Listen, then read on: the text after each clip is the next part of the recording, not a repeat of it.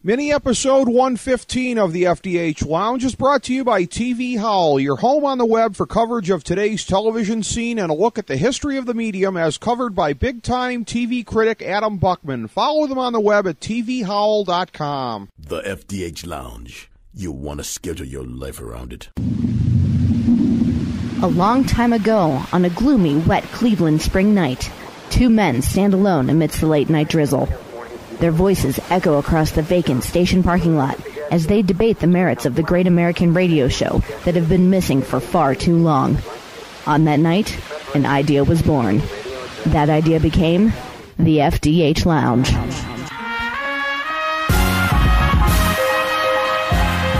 Welcome to the FDH Lounge. Welcome to the FDH Lounge. It's mini episode number 115 and another presentation of the FantasyDraftHelp.com Insider, specifically part 4 of our NFL draft coverage, this one providing a recap of the 2012 NFL Draft. This is Rick Morris from the FDH Lounge, to be joined by two other original dignitaries in the lounge, senior editor Jason Jones, who handles all of our draft rankings and is pretty much the chief of our draft coverage, and original FDH Lounge dignitary Christopher Galloway, who is also someone who weighs in with us on the NFL Draft, who has been a regular correspondent with us over a period of time on the NFL and other subjects. Just a couple months ago, we huddled with Chris on some of his other areas of great interest on the program, such as presidential politics, the BCS. Chris is somebody who loves to weigh in on many different subjects. So the NFL Draft is certainly one of them. And as I mentioned, Jason is pretty much in charge of all of our NFL Draft rankings and coverage and pretty much sets the tone for everything we do with FDH. And again, tying it in once again, this is part 4 of our FantasyDraftHelp.com Insider draft coverage here because, again, there are so many different things, and I'm sure we'll be talking about them, especially Jason and myself who've done a lot of our fantasy coverage, a lot of the similarities between building a fantasy team and building a professional team, and where value always comes in. That is our foremost concept with FantasyDraftHelp.com and something that we always talk about as regards the pro drafts that we cover as well. So having set up the intros here, let's bring them both in. Chris Galloway, Jason Jones. Fellas, how you doing today? Doing well. How are you doing? Well, good to have you guys on. We have up on the blog, I want people to go check this out, the same place they can find the show, of course, the FDH Lounge Multimedia Magazine, the FDHLounge.blogspot.com. 2012 NFL Draft Impact Player Team Rankings. This is just based on the top 50 list that Jason compiled, best based on pure talent, not the list based on, there was a separate list of talent plus public perception, overall value, but just on the top 50 players, assigning a point ranking to the teams and what they did based on that versus overall team grades and how many impact players and how many starters came out of that. So you can compare and contrast on the two lists. Before we get started, I would be remiss if I didn't mention, Jason, in talking to Chris off air the other day, he was referencing back to some of our earliest shows in the winter of 2007, which of course came before that year's NFL Draft, and that he was, according to his memory, and I'll trust him on this, first on the Joe Thomas bandwagon for the Browns, even before me and you. I maintain to this day, AP, they could have gone that way. I say, they've both turned out to be great players, but I guess we got to give credit where credit's due if Chris was on that before we were. Absolutely. I was one of the people that was sort of ringing the bell for Adrian Peterson for 2 years leading up because I had no inclination that the Cleveland Browns wouldn't be in a position to draft him high there. And if you recall, we actually did a live draft show on remote that year. And I was, as Maddox says, I was banging the table for Adrian Peterson all throughout the pre-show. And Galloway was one of maybe a handful of people that I know in the world that said, no, you take this Joe Thomas kid because he is a perennial Pro Bowler. All right, Chris, take a bow. Well, if you could see me, I'm taking it. Jason, listen, I mean, both players are obviously potential Hall of Fame if Peterson can stay healthy. My argument at the time, and as you guys know, I've always been an advocate for take offensive linemen, take them often, take them early, take them as much as you can, because without a line, you've got nothing. And, my feeling at the time was that Peterson was going to be a great player. The problem was who the hell was going to block for him and open a hole. And so, you know, I recall that Jason was a huge advocate for taking Peterson, and then maybe the following year going for a Jake Long. And you know, he was right about Jake as well. That he's also a stud left tackle. So I think we were all we can all take a bow. Well, exactly. Yeah, let me just interject something, Rick, real quick. Sure. I would just like to say, is it safe to assume then that Galloway is okay with the Schwartz pick? Because I'm still fuming at the mouth and pissed. Well, what do you think, Chris? I'm not happy either, given some of the other offensive tackles that were out there. I'm not, only in the sense that I think they could have gotten Schwartz later. Okay. I like picking up a very good right tackle. Lord knows we need that on the right side. Later in the draft, I certainly was even willing to say, okay, if you guys are clearly not interested in taking any wide receivers, our most glaring need, then, you know, get a couple of these, you know, higher quality guards, which they didn't do. You know, again, I referenced the kid out of UC, you know, getting a situational, rotational defensive tackle, rather than some of the, I think that there were far better players on the board. I obviously, I love and we're going to obviously get into this, I love the Richardson pick. As Rick knows, I was a huge advocate for that, because he reminds me a lot of Adrian Peterson, hopefully a guy who could stay a little healthier. Mm-hmm. But the rest of the draft, I don't know what the heck they're doing. I mean, I got to be honest with you. I was looking at the grades this morning that you guys gave, and by and large, I think your point system on the grades is pretty accurate in terms of just, you know, off the cuff how I feel these teams did in the draft. And, you know, without Richardson, I mean, the Browns would get an F. I would, you know, they wouldn't even get a C-. I mean, I don't know what they were doing. And I hate to sound like Mel Kiper, you know, from back in the day criticizing the Colts, but right now I don't know that the Browns understand what the draft is about. They seem like a team that continues to draft a bunch of guys in terms of, you know, if you will, backups and like depth, like they're as if they are, you know, a perennial, you know, end of the draft, and they're just building depth all the time by picking up a bunch of, you know, C players and backup players and role players. And it's like, you need playmakers, and we don't have them, and they continue to not get them. Well, I've got kind of a whimsical take on that, Chris. As you know, I love to tie together all things in the FDH Lounge, whether or not they can or should be tied together.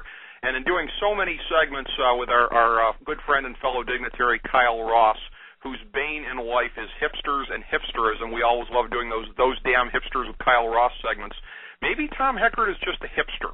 Maybe that's what it is as far as going for a pick like that one for Mitchell Schwartz. Oh, you think Mike Adams is a good tackle? You think Jonathan Martin's a good tackle? I've got a guy you've never heard of. He's underground. He's Mitchell Schwartz. Maybe he should be going out there and announcing the picks in black horn-rimmed glasses, Chris. What do you think about that? Well, I don't know that Mitchell Schwartz is not going to be a good, you know, 10-year right tackle for the Browns. He may very well be. He obviously had a stellar career at Cal. I mean, he's not chopped liver, but at the same time, where they drafted him, I don't believe that they needed to draft him there. In my opinion, there were, and I agree with your analogy, maybe that's kind of it, or, you know, maybe he thinks of himself as such a brilliant, you know, draft nerd that he's going to, you know, find all the diamonds in the rough that none of us know about. But I kept looking at the wide receivers that were there. And, you know, you and I talked off the air, Rick, earlier in the week. You know, there were some people that I was very high on, you know, in those third, fourth, fifth round positions. T.Y. Hilton out of FIU, you know, I had mentioned to you that I was really big on him. I think he's got some real potential. The Colts grabbed him. Levon Brazil out of Ohio, not to be a Bobcat homer, but I watched him for 4 years. I think he has potential. The Colts grabbed him. Danny Cole out of Virginia Tech. I'm a big fan of his. I think he is like Brandon Stokely reincarnated, and you know, in his prime. And I think that I was thrilled that my Cowboys picked him up, but completely disappointed that the Browns, you know, missed out on a guy that I think could be Brandon Stokely. And so I'm looking at all these, you know, even these third, fourth round guys that I had in my mind, I had graded in my head that this is where that there was some real talent out there and potential, they seem to be going for role players. Again, I love the move for Richardson. I'm not so upset about Whedon, but not at 22. At 37 is where they should have gone for Whedon. He still would have been there. Exactly. And in my unbiased opinion, I think you're absolutely right about Ohio's Levon Brazil and his pro prospects. Jason, your thoughts on this here? A team disregarding value, apparently, as much as the Browns did, really kind of thumbing their nose at, for the most part. I mean, Trent Richardson, obviously everybody had pegged for top 5. Can't rag on him for that. But some of the other picks here where they're just basically saying, we don't really care what the established market value for these guys seems to be. We're going to take them where we want to take them. Yeah, first off, one of my biggest pet peeves is this idea, and believe me, I was going toe-to-toe with people all weekend about this. You don't take the guy that you want because he's the guy you want. It's not a matter of whether or not you get a guy. It's where do you get the guy and how many of the guys that you want can you get if you piece it together properly. So, first off, someone should run into the office and slap them all in the face for that. Second, I agree wholeheartedly. Schwartz would have been there. When you look at how it unfolded, 5th overall in the second round is ridiculous. That's the pick that you award to first-round values that may have fallen. I mean, that you might as well still be in the first round. But when you look at it, Silatolu, who a lot of people like, and I've never actually seen on tape, he went shortly thereafter. Cordy Glenn, who was supposed to be a first-round pick, a lot of people said seems like the Steelers might have looked at him back at 24. Jonathan Martin was projected to be a first-round guy. And it's not that I don't like Schwartz. I think Schwartz is going to be a very good, effective right tackle. The problem is you don't take a guy that projects to be a right tackle only when you've got guys that could potentially be left tackles and starters at left tackles there in that same spot. So, yes, he could have been had much later. And to the hipster thing, I think you're getting creative with the idea because I agree with it wholeheartedly, except the way I look at it is I don't want to say that they're being hipsters. I actually think that they're believing in their own minds that they are, better than the Belichicks or the Reeses of the NFL and saying, hey, I'm smarter than the rest of you guys, so I'm going to take the guys or better than the guys that 99% of you say. They actually believe in their minds that they're smarter than everybody else, and in most things in life, if you believe, then you're absolutely stupid. Yeah. There's a certain value to things for a reason, and it wasn't just the Schwartz pick. I can actually get past the Schwartz pick, but as I've mentioned to some people lately, if they genuinely had Schwartz ahead of Stephen Hill, Alshon Jeffrey, Mohamed Sanu, and Ruben Randall, they should be fired right now because they weren't being true to their board. They were trying to be cute, and they were trying to beat people at a game that they don't know how to play. But the John Hughes pick is the one that really blows my mind. I look at it, and when watching the coverage on NFL Network, they went straight to Mike Mayock and said, Hughes? And his only response was, he wasn't even on my board at all. He's been rising, but that being said, he's still a 6th or 7th round pick. With that being said, to jump past that, Travis Benjamin's okay, but he's a specialist on a team that needs a projected number 1. James Michael Johnson, the inside linebacker from Nevada, is a great pick. It's a nice value pick. I don't know, how soon he's going to play, but it's a great pick. Acho will be a good special teamer. Billy Wynn is phenomenal value. And the rest of the draft, I could not give a damn about. My problem is if you're going to go and get the bell cow at number 4 with Trent Richardson and expect him to be the guy to carry a team that's in a division that it would be absolutely beneficial to have a guy like that in, and you're going to go get your quarterback, unless you've got a Calvin Johnson, an Andre Johnson, a Larry Fitzgerald sitting on your roster somewhere, you bet your ass you better go get that number one wide receiver. And I don't give a damn how much they think they need right tackle or inside linebacker or a guard from a team that couldn't go 500 for the last 3 years.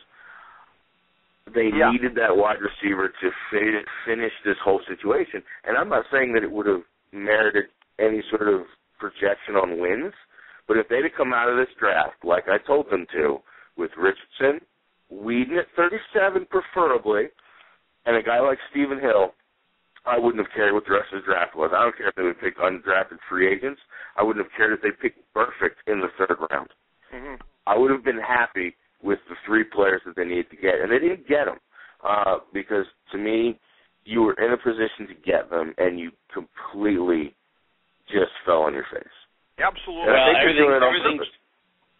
everything Jason just said is dead on. I think we're all grading this draft as a failure because they completely hosed the second pick in the first round, the second round, and the third round pick. You drop down basically 20 spots in the third round to pick up a situational tackle? Really? Yeah. I mean, you know what? I mean, correct me if I'm wrong. I'm just, you know, it was such a long 3 days, but when they were at the top of the third, still was Jonathan Martin still on the board? I don't think early third, but I thought he went in the third. Oh, all right, then he probably was then. Okay, I'll have to look that up and see. I will have to double check it, but I was sitting there thinking, I was salivating, thinking, all right, you know, here we go. It looks like he's falling, and we could pick him up. And you know, we took Schwartz, and I was upset about that, but I thought, man, okay, you know, now we're talking. Now we're bringing in just beasts on the line. We have a chance to really beef this thing up. You know, and Jason's dead on. The other 2 wide receivers that I was really big on, beyond Stephen Hill, but also big on Randall and Sanu. I think the Giants grabbing Randall at the last pick of the second round is going to prove, you know, a year from now, 2 years from now, people are going to say, boy, they did it again. You know, another wide receiver that everybody else could have had and nobody took. And had they taken Randall with the second round pick, I'd have been like, great, because I was very high on him. And you know, and again, Whedon at 22, you know, he would have been there at 37. Nobody that was drafted. And I understand there's the concern that somebody moves up and jumps you and tries to grab him. But you know, I think part of the problem is there's 2 things. Jason's right that they're reading their own press, especially Holmgren, and he's been reading his own press for years about the genius that he is. Yeah. Of course, have never been sold on him being a genius. He didn't make all those picks in Green Bay. He coached, and when he had control in Seattle, frankly, I think he did a crappy job. So when they hired him here, they're like, "Oh, the savior is here, the big guy." And I thought, based on what? And I think we're seeing a bit of it. Now, I previously had a lot of faith in Heckert in terms of what he did in Philly. I thought, by and large, was pretty good. But you know, if they're not going to get a receiver, and you know, the other teams are going to put 8 guys in the box on Trent Richardson again this season, and he's going to get beat up. And I don't understand what they're doing. Again, Whedon at 22, terrible pick. I mean, at that slot, he's going to be 29 years old. He's older than Aaron Rodgers, for God's sake. Mm-hmm. And people say, well, you know, okay, he's old and mature with 0 NFL experience. So in 3-4 years from now, when he's got it, he's literally going to be ready to retire. You know, I don't understand what they're doing. I'm perplexed. I'm frustrated as a Browns fan. And, you know, it boggles the mind. It really does. Well, while that was maybe the most interesting draft to look at, what the Browns did because of their copious needs and the way that they were going to try to approach it and how critical it was for them as a franchise, there are some other interesting things to look at in the same division as well. Last note about the Browns, though, again, based on the way that they drafted, that tells you again, I think Tom Heckert probably owns a pair of skinny jeans, at least one. We might not want to see him in them, frankly. And he sounds like the kind of guy who could tell you why the Pixies were better than Nirvana. But we'll move past his hipsterism here in the division. You know what, Rick? I have one other comment about that. Yes. I think that in this era, when you're going to see a lot of trading up and down, now with the salary scale for rookies, and you're going to every year you're going to see even more trading, up and down, teams swapping picks all over the place. You are going to need front office men who have nerves of steel. They trust in their board, they trust in their scouts, and they trust, they've got their list, and they're going to work it, and they're going to stick to it and go and get their guys or get enough of their guys on their list that they need to have. I think right now what I've seen out of, like, the last couple of years of these guys is they tend to panic. I think we have a front office that panics, and that causes reaching. And I think in this era, when you're going to see all kinds of movement in the draft now in every round, you have to have nerves of steel, utter confidence in what you're doing, and you cannot panic. And if the guy you wanted at that, 2 picks later gets grabbed, like, for example, Tennessee grabbing Wright, the Browns, I think they wanted him. That's who I think they were going to originally take. And I think they panicked and grabbed Whedon out of fear of, well, we wanted him at 37, but, oh, my God, if somebody gets him too, our whole plan is gone, so let's grab him at 22. I think they panicked. And the front offices, the successful ones, are not going to panic. That was shades of to me, because I agree with you on the panic. You go back to, unfortunately for this franchise in the early to mid 90s, when Bill Belichick really didn't know what he was doing and just used this franchise as training wheels for his successful run in New England. One of the emblematic moments that they had there in '95, they missed Kyle Brady by 1 pick. He got pissed. He threw the phone against the wall in the war room, and in a bit of panic and disdain, traded down from 10 to 26, and that's what that was. And it was just, hey, I don't want this pick. It's garbage to me. I don't want to pick a 10 if I can't have Kyle Brady. And that's kind of like what they did there when Kendall Wright ended up going off the board. One of the things I find to be very interesting here in comparing these two things we have up at the FDHLounge.blogspot.com, the overall draft team grades and the impact player team rankings. You look at on the impact player team rankings of the top 50 players that went, Cincinnati, without a high pick in there, finished 4th on that one, and on the overall team grades, finished 1st on the scale that Jason came up with 8 impact players, 7 of them projected starters, the only A-plus given to any of the teams here. Cincinnati, Jason, without any high picks, with Mike Brown's famous tight-fisted front office here, with where the scouting staff does not have a ton of coin. Somehow or another, Jason, for the second year in a row, they seem to have hit the ball out of the park and just made this AFC North that much more difficult. And I think that's what makes this the most interesting division in the entire draft. The failure of the Browns to address what they needed to, Pittsburgh and Baltimore getting done what they needed to, and Cincinnati continuing to really step up. Yeah, I got in a conversation with somebody right after the draft, and I basically went off and said, you know what, the Cleveland Browns do not deserve to be in the AFC North based on the way their front office is operating right now, because they don't look like an AFC North team. No. If anything, they look like an NFC North team. But that aside, Cincinnati, and let's step back for a second. After day one, it's kind of a wash. You got, New England did something impressive, and it looked like Cleveland was doing something good. You had some picks in there that I liked. I thought San Francisco sort of crapped the bed on themselves with Jenkins, but whatever. But after the first round, I was like, well, let's see what happens in day 2. After day 2, you had to sit back and go, St. Louis is doing some things, Philadelphia is doing some things, and watch out, because Cincinnati is quietly creeping up behind everybody and may walk away with the best draft of anybody. And when you look at it, Dre Kirkpatrick at 17, I think it was pretty much what everybody chalked to happen. But I personally believe that Morris Claiborne is overrated, and I really do think, depending on what you want from your corner, it's literally Morris Claiborne 1A, Gilmore 1B, and Dre Kirkpatrick 1C, and that's scheme specific. And then when you come off of that, I didn't expect him to take Zeitler, but he's really, really good.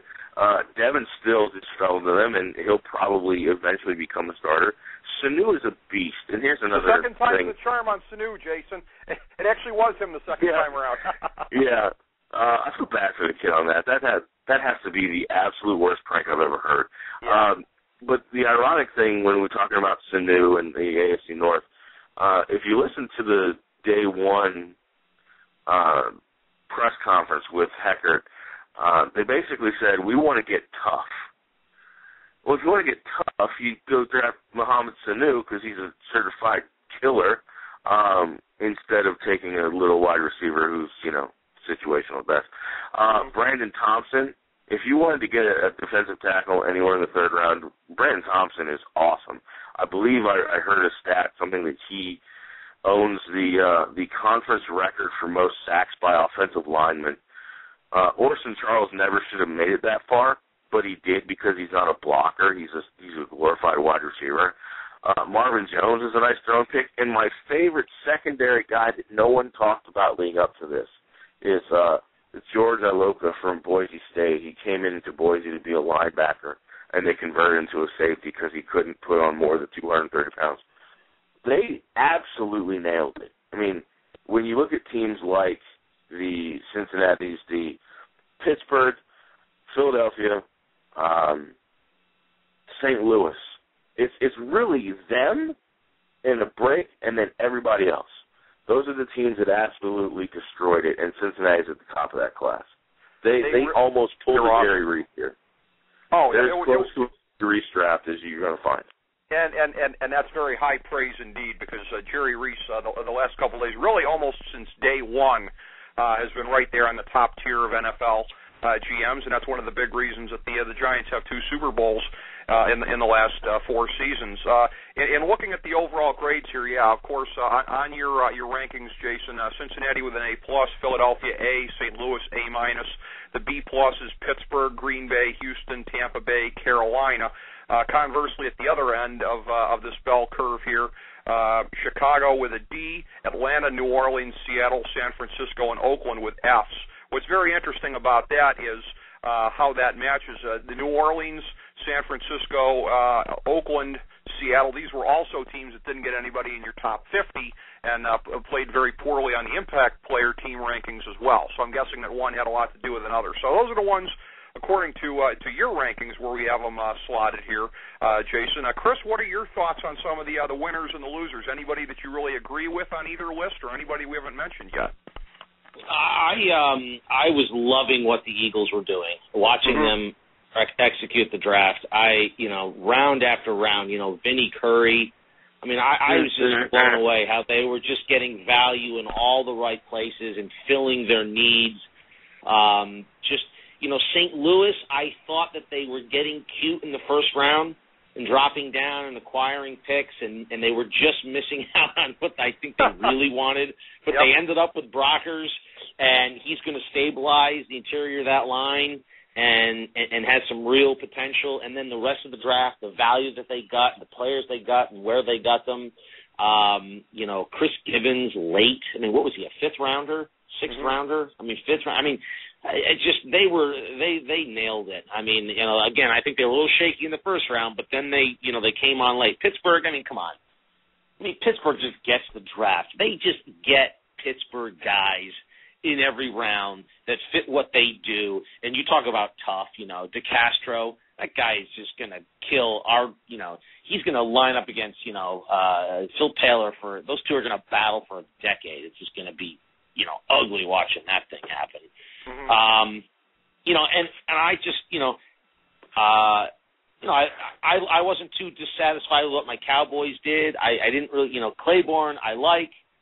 Again, I never really thought of him as the, world beater. He may prove to be that. I thought the Cowboys might be a little more patient and then move up and grab Barron. I thought overall would probably be a little better for them. I mean, listen, bringing in Brodney Poole is not taking care of your safety issues. Right. I thought they could have probably done that a little better. I think they suddenly found themselves there and had a deal, and Claiborne was there, and I think they just got excited and let's grab him. I mean, based on the fact that they never interviewed him, worked him out, did anything, I think they got sort of the opposite of panic. They got overly euphoric. But, I think, I think most of these teams, if you look at them, they drafted basically kind of how they historically do. I thought, Denver, I think John Elway gets it. I mean, Osweiler, picking up Osweiler in the third round. I think that's a good pick for them. We're going to come back to that one. Okay. That's fine. I mean, I know he's not starting anytime soon, obviously, but, in 4 years, and who knows what happens with Manning. No, hold on. Before we go too far down one path here, I love the Osweiler pick. The Osweiler pick is the only thing that I'm excited about from that draft. I absolutely believe that when you get Peyton Manning, you go get a guy that stylistically can take over at some point. And I think Brock Osweiler arguably is the third best quarterback in this draft, and we would need a whole show for that. But that I love. You don't take a fifth rounder at the top of the second round because you missed out on your guy. And we mentioned earlier how Cleveland might have gotten scared when they lost Wright. That's exactly what happened to Denver. John Elway got his ass kicked strategically. He was trying to, for lack of a better term, be cute and trade back, believing that they were going to get Doug Martin. And when Tampa Bay jumped up, they kind of got scared. When they traded back again, you're looking at a number of defensive tackles, all of which were solid, and they took the guy that probably would have been there in the fifth round. There's not a lot about the Denver draft that I like except Osweiler. I think Osweiler was incredible. I couldn't believe that he was still there. I thought they were going to have to trade up to get him. But Derek Wolfe is a reach. Ronnie Hillman is a reach. Not to say that Willis McGahee you can't get another few seasons out of him, but you don't take a third down specialist there. You take an actual replacement, and you look at going back to Cincinnati. They had, or not Cincinnati, but St. Louis. Isaiah P., who I loved, who I think could be your change of pace back until he transitions, was on the board. Omar Bolden's nice. Blake is nice. Jackson's nice, but they didn't do anything spectacular except for ensuring the future of the quarterback position. That's really all I'm saying there. I'm willing to admit that I'm probably, allowing my like of the Osweiler pick to sort of gloss over the what you're talking about there. Sure. And one more thing, just so we can make sure that we hit this. It wasn't the best draft. I think that goes to Philadelphia or Cincinnati. But I think my favorite is the Rams because of what Galloway mentioned, jumping around in the first round and trying to get more picks. And if they're right, then this draft is damn good. I think you stop at Chris Givens. But when you look at Brockers, I think Brockers has the ability to be the first guy the NFL's ever seen to be an athletic nose tackle. He's got the frame to put on the weight, and I think he can still run around like a 4'3" defensive end at 350 pounds if he wants to. Brian Quick, they compared to a young Terrell Owens. Janoris Jenkins, the best cornerback in the draft, not to disappoint Cowboy fans or anybody else that took somebody not named Janoris Jenkins, but you get past his issues, he's the best corner in this draft. Isaiah Pete, if they, going back to the Browns real quick, if they want to not take a wide receiver at the top part of the second round, they could have taken Tremaine Johnson, which went at the top of the third, and I would have been ecstatic. So, saying it has yet to be seen, but on paper, that draft looks damn sexy.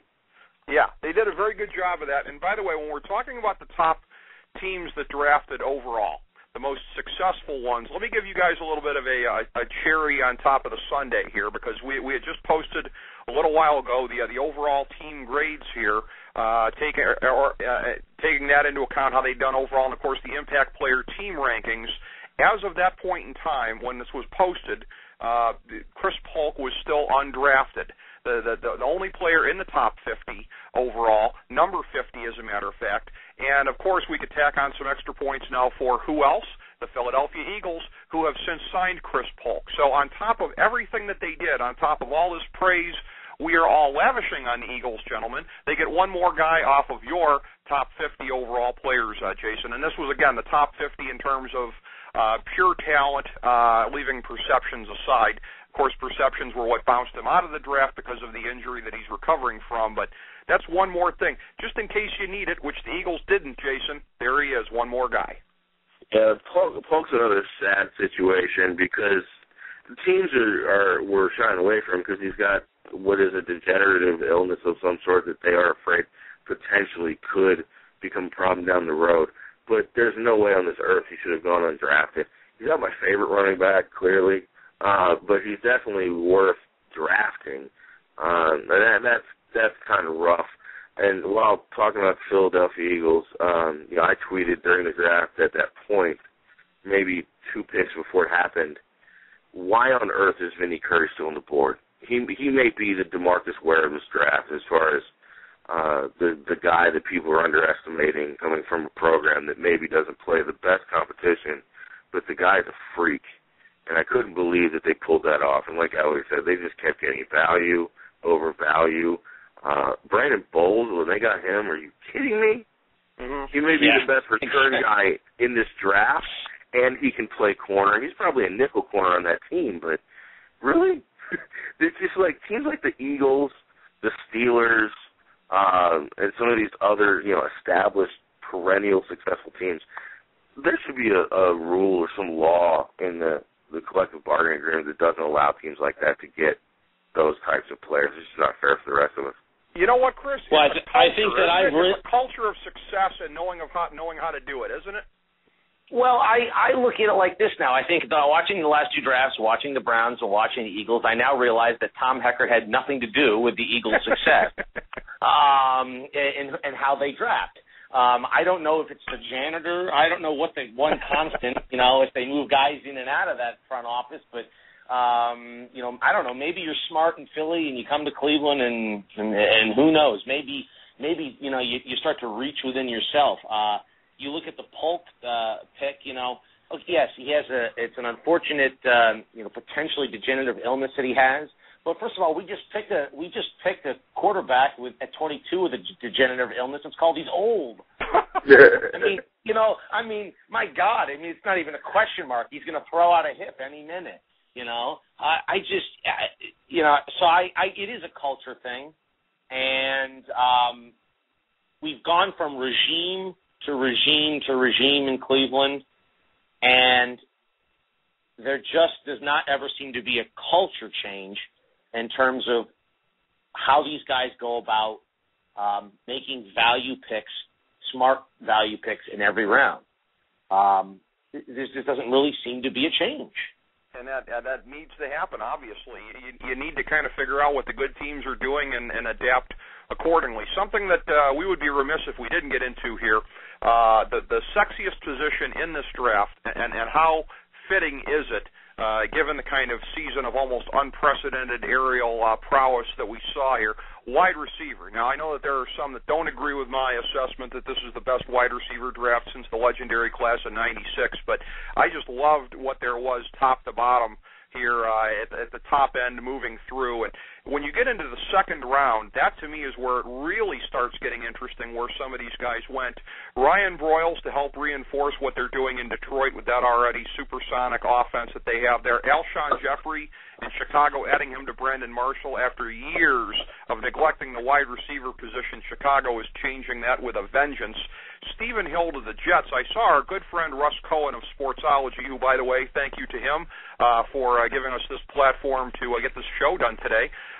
He noted on Facebook a couple days ago with some dismay, he being a Jets fan, that he thought that his background in the triple option might perhaps mean that the Jets are setting it up to move to Tim Tebow at some sort. I said, no, I think you're overthinking it, that he's just a great raw player and that he's going to be good when he gets some polish on him. But these are some excellent players in the second round, Jason, that went to some very interesting situations.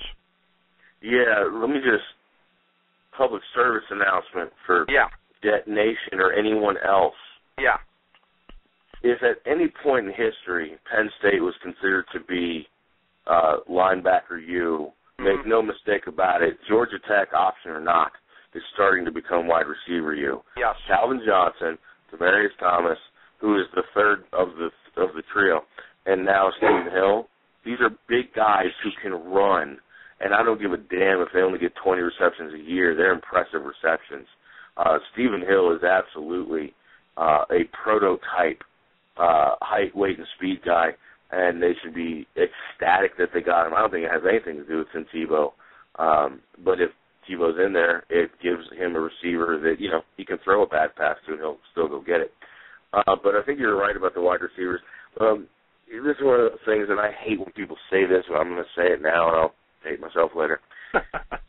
When judging all time, you have to give it time. I hate when people keep saying, well, give it 3 years, we'll see. Most of the time, I don't need 3 years. I don't need 2 years. I don't need 1 year. I can tell you, in general, when we're talking about the heavy hitters up top in the first 3 rounds, I don't need 3 years. But in this case, if we want to compare it to the best wide receiver class of all time, then let's give it a little bit of time. But with that being said, I absolutely agree that if you needed a wide receiver, you could have gotten one clear into 4th or 5th round. Clearly, Browns didn't get that memo. I think Blackman, and I hate to make comparisons because stylistically he's not even close, but production-wise, reliability-wise, I would not be surprised if Justin Blackman's the Michael Irvin of this draft. I've loved Floyd since last year. Kendall Wright, I'm not as high on as everybody else, but he's still a first-rounder. Stephen Hill, Reuben Randall, Alshon Jeffrey, Brian Quick, Mohamed Sanu, Chris Givens. You go down the board, Broyles, who I'm not as high on, but, hey, the kid had remarkable production. I believe he holds the NCAA record for receptions or something. And even when you get beyond that, I don't love, but at the point in the draft when I was desperately hoping to hear one come off the board, I've been like Kreiner out of Arizona. He makes difficult catches. T.Y. Hilton was one of those guys that Galloway mentioned. I'm in love with this kid. It's not Kendall Wright that's Deshaun Jackson. It's Hilton. Hilton is a beast, and he's little, and he's fast. He's remarkable, and he was available later. Even, not to be a homer, but even Posey. I wouldn't have taken him that high, but Posey's, worth taking, especially in a situation when he's not the number one guy. And even when you get late, there were still some gems out there that may not have been, Pro Bowlers in 2012, but there were guys clear into the 5th and maybe even the 6th round that have the potential to really do some things. Absolutely. And in that regard, yes, it was a phenomenal wide receiver draft. It really was. In our 2 minutes remaining, Chris, your thoughts on the position of positions in this year's draft? The position of positions? You're talking about quarterback? What are we referring to? Wide receiver, I would say. Oh, I see what you're saying. Yeah. I agree. I mean, I was thinking. I thought you were talking about general terms. I mean, quarterback obviously being the most important on the field. Oh no, I agree. I think that everything Jason just said was dead on. Unfortunately for our guy LeVon Brazil, T.Y. Hilton, who I'm really is just as high on as Jason is probably the problem there for LeVon as it comes to a future with the Colts. But this was clearly the deepest, widest breadth of a wide receiver class that has been, in 15 years at least. And for the Browns to basically get one guy who's basically going to be a number 3, with all the options that were out there, and they get basically none of it when is their top glaring need, is just an epic fail. Epic fail. The widest and deepest position for wide receiver in a draft in over a decade, and they basically got nothing. It's an absolute epic fail. Yeah. And they should be utterly ashamed of themselves right now. Now listen, I recognize one thing, and that is we're not one wide receiver away from the playoffs, okay? Right. I mean, let's realize that. Which is why I was not high on Whedon at 22. I'd rather go another year with a McCoy and find a couple of good wide receivers that we could develop, and then go get a quarterback who's not, already ready for Social Security in the next year, because we're not going to the playoffs, regardless of Richardson. So it's why I'm probably not so down on the Schwartz pick, because we need to shore up that side of the line, but we also had to address wide receiver far more than anything else. And another corner, when you're playing in the new NFL, is also a necessity. And they failed at that. So I don't understand what the plan is. I can't see the plan. When there was a lot of depth at corner and an immense amount of depth at wide receiver, to fail on all that, I can't see the plan. I would agree. But right before the automatic shutoff that's about to happen here, fellas, just want to thank you so much. Not often we get to get the original dignitaries back together, a couple of them. We got to do it again here sometime soon, certainly before the next NFL season. Thank you guys both so much. Well, thank you, gentlemen. All right, talk to you soon. This has been FDH Lounge, mini episode number 115. Want to thank Jason Jones and Chris Galloway.